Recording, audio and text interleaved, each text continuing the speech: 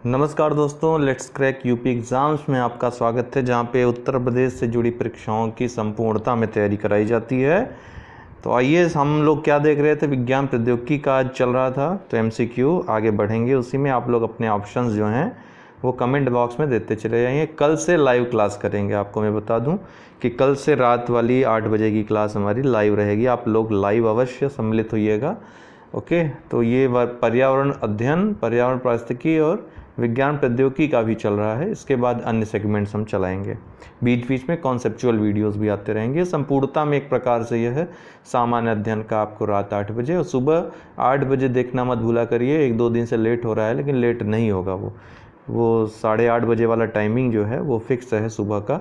उस समय आप न्यूज़ देख लिया करिए, डेली का करंट अफेयर्स, ठीक, उससे काफ़ी कुछ आपका तैयार हो जाएगा। चलिए शुरू करते हैं। अलसी, फ्लैक्सीड किस पोषक तत्व का प्रचुर स्रोत है?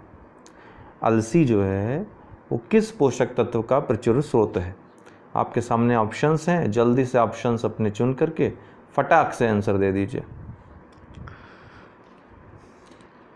इसका जो उत्तर होगा बी, ओमेगा 3 वसीय अम्ल। ओमेगा 3 वसीय अम्ल। अलसी समशीतोष्ण प्रदेशों का पौधा है। इसमें ओमेगा 3 वसीय अम्ल पर्याप्त मात्रा में पाया जाता है, जो रक्त नलिकाओं में वसा के जमाव को रोकने में सक्षम होता है। इसीलिए अलसी के तेल का प्रयोग करने के लिए बोला जाता है, कोलेस्ट्रॉल को कम करने के लिए, तथा संबंधी रोगों की संभावनाओं को भी ये कम करता है। हृदय संबंधी यहाँ लिख लीजिएगा, हृदय संबंधी रोगों की संभावनाओं को ये कम करता है। तो बहुत महत्वपूर्ण होता है। अलसी का तेल आप प्रयोग करें। अगर आपके आसपास कहीं अलसी होती हो तो ले करके उसका तेल निकलवाइए और तेल का इस्तेमाल करिए, एकदम स्वस्थ रहेंगे हमेशा। और अपने बड़े बुजुर्गों को भी दीजिए। इसके बारे में बहुत कम लोग ही जानते होंगे। हमारे शरीर में त्वचा तल के नीचे विद्यमान वसा निम्नलिखित में से किसके विरुद्ध अवरोधक का कार्य करती है? एक बार फिर से पढ़ता हूँ। हमारे शरीर में त्वचा तल की जो त्वचा है उस तल के नीचे जो वसा विद्यमान रहती है वो किसके विरुद्ध अवरोधक, किसका अवरोध करती है? वो तो किसका अवरोध करती है दोस्तों? आप लोगों ने उम्मीद है उत्तर चुन। आप क्या करिए, क्या कि पॉज कर दिया करिए वीडियो, फिर अपना उत्तर कमेंट बॉक्स में कमेंट कर दिया करिए और फिर देखा करिए मैंने आपको ये उत्तर सही बताया है या गलत बताया है। और ये रिकॉर्डेड वीडियो की बात कर रहा हूँ। कल से जब लाइव चलेगा तो तेज़ी से आपका आंसर आता जाएगा, मैं देखता जाऊँगा, पढ़ता जाऊँगा, नाम बोलता जाऊँगा। तो शरीर की जो ऊष्मा है उसको क्षय होने से बचाता है। वसा बहुत ज़्यादा हो जाए तो आप देखेंगे बहुत गर्मी आपको होती है। उसका रीज़न है ये जो ऊष्मा है उसको रोकती है बाहर निकलने से, ठीक, और अवरोध करती है अंदर आने से। अर्थात ऊष्मा को, जो आपके अंदर ऊष्मा है उसको बाहर निकलने से रोकती है, बाहर की ऊष्मा को अंदर आने से रोकती है। तो इसका जो उत्तर हो जाएगा ए, शरीर की ऊष्मा का क्षय होने से बचाती है। हमारे शरीर में त्वचा तल के नीचे विद्यमान वसा शरीर की ऊष्मा के क्षय के विरुद्ध अवरोधक का कार्य करती है। अर्थात यह शरीर के ताप को बाहर निकलने से रोकती है और शरीर को बाहर की ताप के प्रभाव से बचाती है। ओके, एक सामान्य क्रियाशील महिला के लिए प्रोटीन की उपयुक्त दैनिक मात्रा क्या है? महिलाओं के लिए, क्रियाशील महिलाओं के लिए जो चिकित्सकों के द्वारा एक निर्धारित किया गया है कि इतनी दैनिक मात्रा होनी चाहिए निम्न जो खनिज पदार्थ हैं उनकी। तो इनमें कौन सी सही सामान्य क्रियाशील महिलाओं के लिए प्रोटीन की उपयुक्त दैनिक मात्रा है? तो जब तक हम बात किए होंगे आपका उत्तर प्राप्त हुआ गया होगा। इसका उत्तर होगा डी, 45 ग्राम लगभग। तो सामान्य क्रियाशील महिला के लिए पोषक पदार्थों की उपयुक्त दैनिक मात्रा, प्रोटीन कितना हो चाहिए? 45 से 46 ग्राम। कैल्शियम कितना हो चाहिए? 400 मिलीग्राम। वसा की मात्रा कितनी प्राप्त होनी चाहिए? 20 ग्राम। और आयरन की मात्रा कितनी प्राप्त होनी चाहिए? 30 ग्राम आयरन की मात्रा प्राप्त होनी चाहिए लगभग। वह प्रोटीन जो मस्तिष्क के एक गंभीर रोग एल्जाइमर को उत्पन्न करता है। बहुत अच्छा प्रश्न है, पूछा गया प्रश्न है। वह प्रोटीन जो ध्यान दीजिएगा, प्रोटीन जो मस्तिष्क के एक गंभीर रोग एल्जाइमर को उत्पन्न करता है। अब यहाँ से आपको पता चल रहा है एल्जाइमर का जो कारक है एक प्रोटीन है। वो प्रोटीन कौन है? तो वो प्रोटीन है दोस्तों एमिलाइड प्रिकर्सर प्रोटीन, सी इसका उत्तर होगा, amyloid precursor protein. Beta amyloid precursor protein जो पूरा नाम है इसका, मस्तिष्क के गंभीर रोग एल्जाइमर को उत्पन्न करता है। इस रोग से प्रभावित व्यक्ति की मानसिक क्षमता कम हो जाती है, याददाश्त उनकी क्षीण हो जाती है या फिर विलुप्त हो जाती है।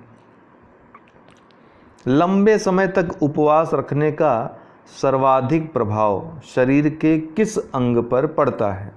अगर कोई व्यक्ति लंबे समय तक उपवास रखे तो किस अंग पर सर्वाधिक, पूरे शरीर पर ही प्रभाव पड़ेगा, इवन बाह्य और आंतरिक दोनों प्रकार के अंगों पर प्रभाव पड़ेगा, लेकिन सर्वाधिक प्रभाव किस पे पड़ेगा? तो ये शब्द पे जाइएगा, सर्वाधिक, न्यूनतम। अगर इस पर ध्यान नहीं देंगे तो गड़बड़ हो जाएगी। तो गड़बड़ घोटाला नहीं करना है, एग्ज़ाम में जाकर के सही उत्तर का चयन करना है। इसके लिए प्रश्न का सही ढंग से पढ़ना ये महत्वपूर्ण है। और इस क्विज़ का, किसी भी प्रकार के MCQ प्रोग्राम का सबसे बड़ा जो फ़ायदा होता है वो पता है क्या होता है? वो यही होता है, आप ऐसे प्रश्नों को टैकल करते हैं, फिर देखते हैं नहीं ये तो हमने वहाँ पढ़ा था, न्यूनतम सर्वाधिक की बात हुई थी, यहाँ पे नहीं आएगा तो क्लिक नहीं करेगा माइंड में। आप तेज़ी से पढ़ेंगे। एग्ज़ाम का तो फोबिया होता ही है, या तो अति उत्साह में या तो क्या कह लें उसको, फोबिया में आप गलत करके चले आएंगे और फिर सिर पीटेंगे, अरे इतना सरल प्रश्न गलत होएगा वाह। तो ये इसका जो उत्तर होगा दोस्तों किडनी होगा, गुर्दे। ओके, गुर्दे पे सबसे ज़्यादा, किडनी पे सबसे ज़्यादा प्रभाव पड़ता है। लंबे समय तक उपवास रखने पर सर्वाधिक प्रभाव किडनी पर पड़ता है। शरीर में उपापचय के समय ऐसे अनेक पदार्थ बनते हैं जो शरीर के लिए हानिकारक होते हैं। इन्हें नाइट्रोजनी अपशिष्ट पदार्थ कहते हैं, जैसे अमोनिया, यूरिया, यूरिक अम्ल आदि। ठीक, जो कि अगर आप भोजन न करें तो ये नुकसान पहुंचाते हैं किसको? किडनी को सबसे ज़्यादा नुकसान पहुंचाते हैं। एंजाइम के प्रोटीन भाग को क्या कहते हैं? एंजाइम का जो प्रोटीन वाला भाग होता है, हमने आपको बताया प्रोटीन से मिलकर एंजाइम बनता है। प्रत्येक एंजाइम में क्या पाया जाता है? प्रोटीन पाया जाता है। हार्मोन में भी यही हाल है। तो एंजाइम का जो प्रोटीन भाग है उसको क्या कहते हैं?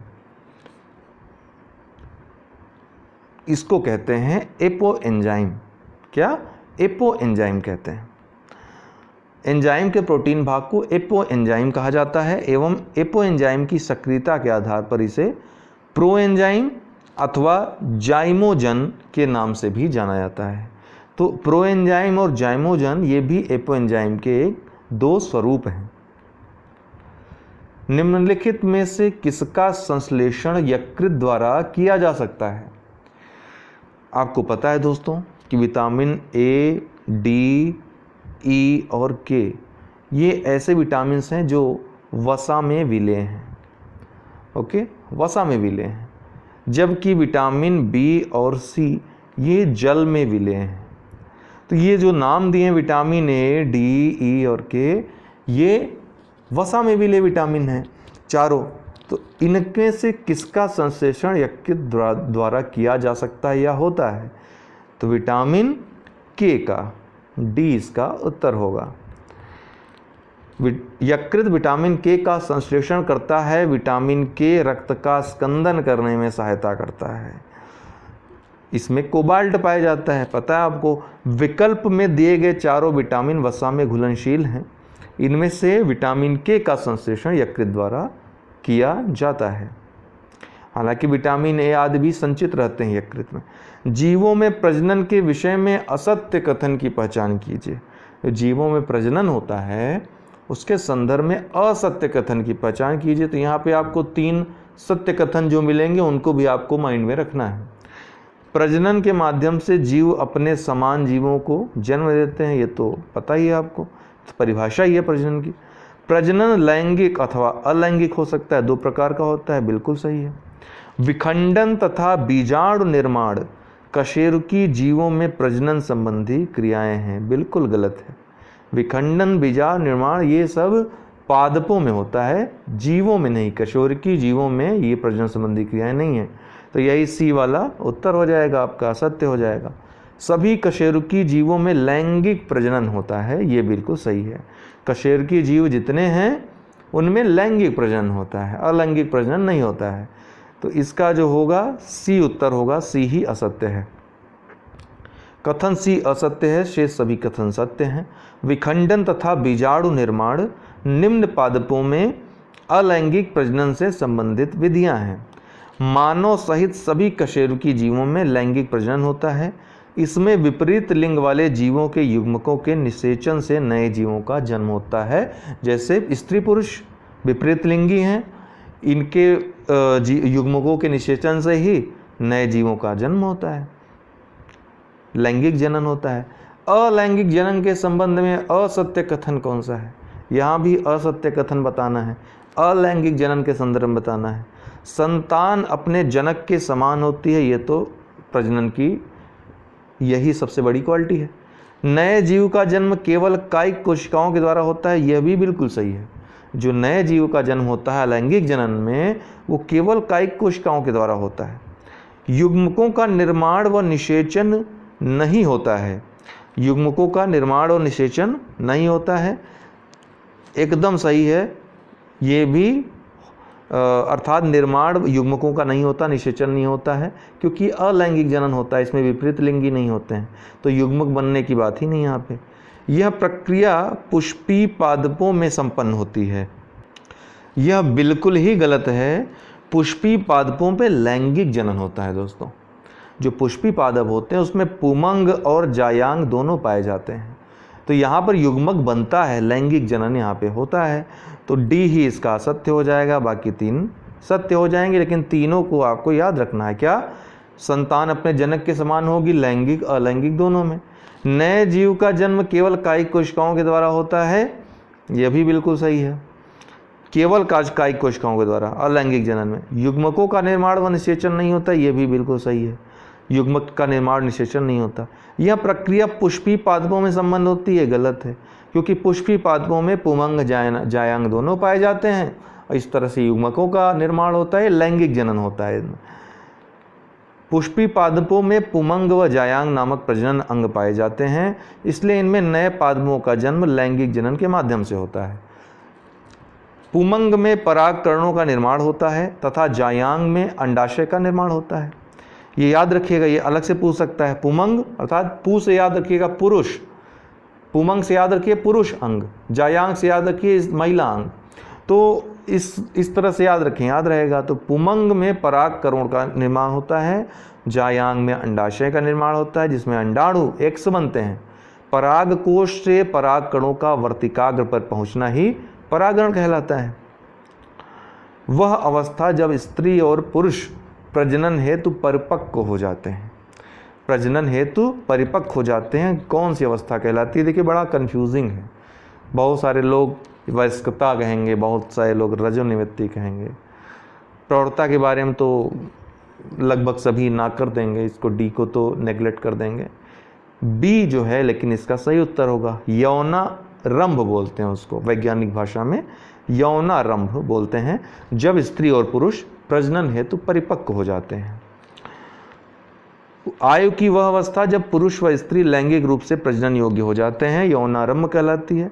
पुरुषों में 13 से 16 वर्ष की आयु में, जबकि स्त्रियों में 10 से 13 वर्ष की आयु में यौनारंभ होता है। बी इसका उत्तर होगा।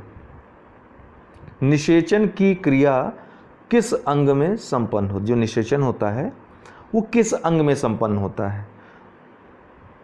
तो आपके उत्तर प्राप्त हो गए होंगे। अब मैं बता दूं, अंडवाहिनी में। बी इसका उत्तर है, अंडवाहिनी में निषेचन की क्रिया होती है। मानव शरीर में निषेचन की क्रिया अंडवाहिनी ओविडक्ट में संपन्न होती है।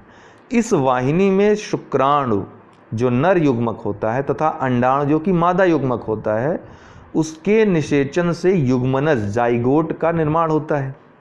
निषेचन की क्रिया में नर युग्मक का केवल केंद्रक, जबकि संपूर्ण मादा युग्मक भाग लेता है। मोस्ट इंपॉर्टेंट फैक्ट है, निषेचन क्रिया में नर युग्मक जो होता है उसका केवल केंद्रक भाग लेता है, जबकि संपूर्ण युग्मक, अगर मादा की बात की जाए तो पूरा युग्मक भाग लेता है उसमें। मादा जनन पथ में पहुंचने के पश्चात मानव शुक्राणु अपनी निषेचन क्षमता सुरक्षित रखते हैं कितने समय के लिए, अर्थात कितने समय में निषेचन की क्रिया संपन्न हो सकती है। 2 मिनट, 20 मिनट, 2 घंटे, 1 से 2 दिन के लिए। तो दोस्तों 24 से 48 घंटे लगते हैं। ठीक, डी इसका उत्तर होगा 1 से 2 दिनों के लिए। मानव शुक्राणुओं को मादा जनन पथ अंडवाहिनी में पहुंचने में लगभग 30 मिनट लगते हैं, लेकिन यह उसी समय अंडाणु का निषेचन नहीं करता है, बल्कि 48 से 72 घंटे तक इसकी निषेचन क्षमता सुरक्षित रहती है। इसी प्रकार अंडोत्सर्ग के बाद अंडाणु कोशिका लगभग 12 से 24 घंटों तक निषेचन योग्य बनी रहती है। यह भी महत्वपूर्ण फैक्ट है। अंडाणु की बात कर रहा है, 12 से 24 घंटे, अर्थात आधे से 1 दिन। रिलैक्सिन क्या है? रिलैक्सिन क्या है? रिलैक्सिन के बारे में बता दें, ये प्रसव के समय जो है उत्पन्न होता है, प्रसव के समय, ताकि प्रसव बहुत आसानी से हो जाए। रिलैक्सिन एक हार्मोन है दोस्तों, ए इसका उत्तर होगा। रिलैक्सिन एक हार्मोन है जो प्रसव के दौरान प्लेसेंटा द्वारा स्रावित किया जाता है। यह हार्मोन स्त्रियों की श्रोणि मेखला के मध्य स्थित प्यूबिक सिम्फाइसिस नामक उपास्थि में शिथिलन उत्पन्न करके शिशु के जन्म में सहायता करता है। मानव भ्रूण का हृदय कब स्पंदन करना आरंभ कर देता है? पूछा हुआ प्रश्न है, बहुत अच्छा प्रश्न है। मानव भ्रूण का हृदय कब स्पंदन करना प्रारंभ कर देता है, कब धड़कना शुरू कर देता है? विकास जो होता है मानव भ्रूण का, उसके क्रम में जो चतुर्थ सप्ताह होता है, सी इसका उत्तर होगा, चतुर्थ सप्ताह में स्पंदन करना प्रारंभ कर देता है। भ्रूणी विकास के चतुर्थ सप्ताह में हृदय का स्पंदन प्रारंभ हो जाता है। भ्रूणी विकास के 3 से 8वें सप्ताह तक की अवधि भ्रूण विकास काल कहलाती है। क्या? भ्रूणी विकास के 3 से 8वें सप्ताह तक की अवधि भ्रूण विकास कहलाती है। इस अवधि में शरीर के अंगों का विकास होता है। कौन सी कला विकासशील भ्रूण की शुष्कन से रक्षा करती है? विकासशील भ्रूण की शुष्कन से रक्षा करती है कौन सी कला? इसका उत्तर होगा एमनियान। याद रखिएगा, एमनियान कला विकासशील भ्रूण की शुष्क होने से रक्षा करती है।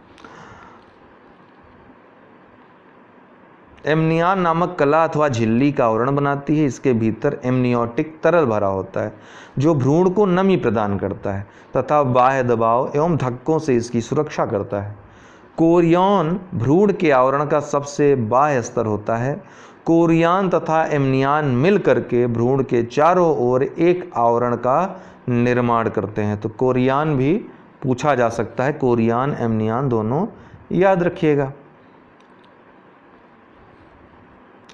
जिनमें से कोरियन सुरक्षा कवच है और एमनियान सुरक्षा कवच होने के साथ साथ शुष्कता से रक्षा करता है। ये तरल बनाए रखता है, नमी पर बनाए रखता है भ्रूण की। ठीक है, तो और अगर आपने लर्निंग ऐप अभी तक डाउनलोड न किया हो, अनअकैडमी लर्निंग ऐप, तो इसको डाउनलोड इंस्टॉल कर लें। यहाँ पर कोई भी विषय, किसी भी एजुकेटर को आप सर्च करेंगे, कोई टॉपिक सर्च करेंगे, आपको मिल जाएगा। आप आराम से पढ़ाई कर सकते हैं, या फिर चाहें तो सब्सक्रिप्शन लेकर के पढ़ाई कर सकते हैं। सब्सक्रिप्शन आपको 1 मंथ से लेकर के 2 साल तक के उपलब्ध हैं, अर्थात 1 महीने से लेकर आप 2 साल तक का एडमिशन ले सकते हैं। प्रशुल्क कुछ उसमें लगेगा, जो भी सब्सक्रिप्शन चार्जेस हैं देकर पढ़ सकते हैं। हमारा रेफरल कोड अगर आप यूज़ करते हैं, रेफरल कोड है UD10 मेरा, ये यूज़ करते हैं तो किसी भी कोर्स में आपको छूट मिल जाएगी। ठीक है, तो इसको अवश्य, अगर आपको ज्वाइन करना है तो UD10 रेफरल कोड अवश्य यूज़ करिएगा। ठीक है ना। तो 12 महीने का कोर्स में जैसे 7,000 रुपये आपका लग रहा है, तो 24 महीने कोर्स में, उसी कोर्स में 9100 रुपये लगेंगे। तो आपका 2 वर्ष का जो फ़ी रहेगी वो कम पड़ रही है। तो आप चाहें तो 2 साल के लिए सब्सक्रिप्शन ले सकते हैं, पढ़ सकते हैं आराम से। तब तक आपका सिलेक्शन भी हो जाएगा कहीं ना कहीं। कहीं, ठीक है। तो UD10 आप याद रखिएगा रेफरल कोड। तो दोस्तों आज के लिए इतना ही, बहुत बहुत धन्यवाद।